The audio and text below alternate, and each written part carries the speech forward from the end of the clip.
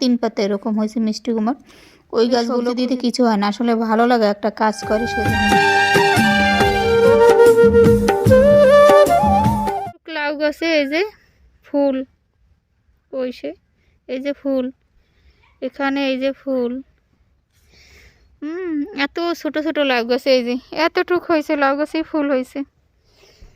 এই গাছেও আছে এই যে, দেখছেন? বুঝতেছি না। আসসালামু আলাইকুম, সবাই কেমন আছেন? আশা করি সবাই ভালো আছেন। আলহামদুলিল্লাহ আমি ভালো আছি। নতুন বছরের শুভেচ্ছা সবাইকে জানিয়ে আজকের ভিডিওটি শুরু করে দিলাম। নতুন আর পুরান বলতে কিছু নেই, সবটা দিনই সমান আমার কাছে। যাই হোক, নতুন বছরের শুভেচ্ছা রইলো। আর হচ্ছে বন্ধুরা, লাউ গাছগুলো খুঁচে দিচ্ছি। লাউ গাছগুলো একেবারে গোড়া আটকে গেছে পানি দিতে দিতে, আর একটু খুঁচে দিলে গোড়ায় বেশি করে মাটি দিয়ে দিলে তারপর পানি দিলে পানিটাও দাঁড়াবে, তারপর আবার গাছটাও বেশ ভালো হবে। তাই চিন্তা করলাম খুঁচে দিই লাউ গাছ। তারপর মিষ্টি কুমড়ার চারা হয়েছে ছোট ছোট, 3 পাতা এরকম হয়েছে মিষ্টি কুমড়। ওই গাছগুলো খুঁচে দিতে হবে, খুঁচে দিয়ে কিন্তু তারপর পানি দিতে হবে। আর খুঁচে দেওয়ার জন্য বাসা থেকে দাও নিয়ে আসছি, সেই কত দূর থেকে আমি আসি জানেন। 15 টাকা ভাড়া দিয়ে আসতে হয়। 15 টাকা ভাড়া দিয়ে এসে নতুন বাড়িতে আমি কাজ করি।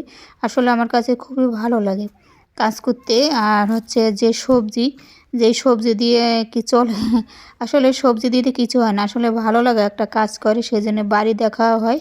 একটু বাড়িতে সবজি লাগাই, সে মানে সবজি লাগানো হয় আর বাড়ি দেখা হয়। এক কাজে দুটো কাজ হয়ে যায়, সেজন্য একটু সবজি লাগাই।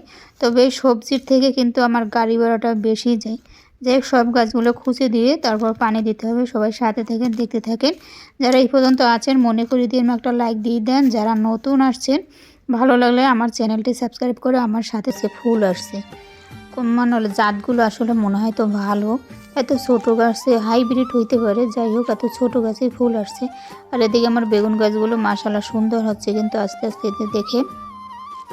আর হচ্ছে আমার এতটুক ছোটো গাছে টমেটো ফুল ধরছে, দেখেন টমেটো গাছে ফুল আসছে, দেখছেন কত সুন্দর, এত ছোটো গাছে ফুল আসছে।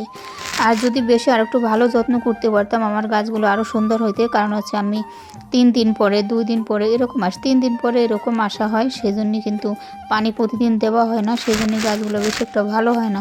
যাই হোক, এদিকে কিন্তু আমার পালং শাক, তারপর হচ্ছে লাল শাক ফুটাইছে, যে দেখেন মাশাআল্লাহ অনেক সুন্দর হয়েছে। কিন্তু বড় হলে দেখা যাবে একেবারে শাকে শাকে ভরে যাবে। এখন ছোট ছোট তো মনে হয় জানি শাক অল্প কয়েকটা, কিন্তু মাশাআল্লাহ অনেক শাক ফোটাইছে। দেখে পালং শাক আর হচ্ছে লাল শাক। আর দেখে হচ্ছে এই যে আমার মিষ্টি কুমড়ার চারা, দেখেন 4 পাতা হয়েছে মাত্র, ছোট গাছ, খুশি দিয়ে পানি দিয়ে দিয়েছি, দেওয়া হয়ে গেছে। সব গাছে পানি দিয়েছে, অনেক পানি টানতে হয়। যাই হোক, আর হচ্ছে এই যে আমার ধইনে পাতার ভিতরে কিন্তু কয়েকটা লাল শাকও আছে। যাই হোক, ধইনে পাতাও ফোটাইছে খুব সুন্দর। প্রতিদিন পানি দিলে এতদিন আমার শাকগুলো আর অন্যরকম হয়ে যেত, মানে বড় হয়ে যেত। আর এদিকে লাগাইছি বন্ধুরা হচ্ছে ভাঙ্গি গাছ লাগাইছি, এই যে ভাঙ্গি বা ফুট, যেটা নামে চিনেন, ফুট গাছ লাগাইছি। দেখেন মাশাআল্লাহ অনেক সুন্দর হয়েছে ফুট গাছগুলো, এই যে দেখুন অনেক সুন্দর হয়েছে।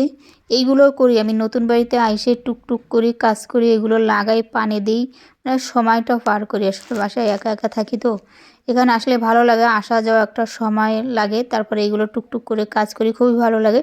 আর এদিকে হচ্ছে আমার বন্ধুরা এই যে তরমুজ গাছ লাগাইছিলাম, তরমুজ গাছগুলো কীরকম জানি পুড়ে গেছে। আমার পানি দেওয়া হয় না তো প্রতিদিন, আমার মনে হয় সেজন্যই নষ্ট হয়ে গেছে, মরে গেছে।